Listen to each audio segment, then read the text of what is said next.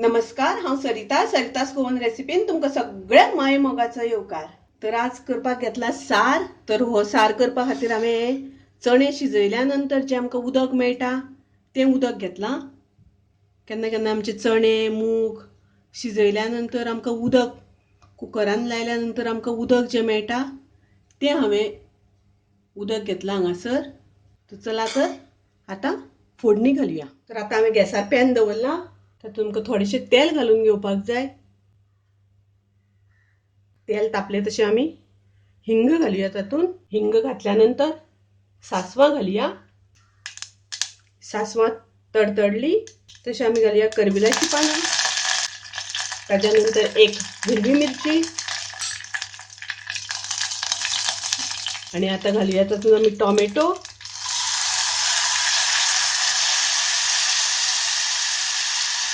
Tomato 1 minute परतून घेऊया आणि तातूंत घालुया पाव चमचो हळदीची पावडर, अर्धो चमचो कोथमिरेची पावडर, पाव चमचो जिऱ्याची पावडर। हे आता आमकां मातशें मिक्स करून घेवपाक जाय, मातशें परतून घेवपाक जाय।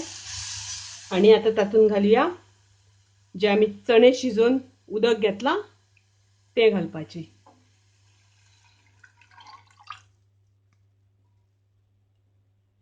तातूंत हांव थोडेशें उदक घालतां।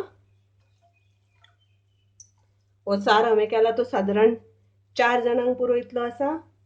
आतां आमकां तातूंत घालपाक जाय चिचेचें उदक करून दवरलां हांवें, चिंचकोड, टॅमरीन प्युरी करून दवरल्या, ती एक मोठो चमचो भर घालुया।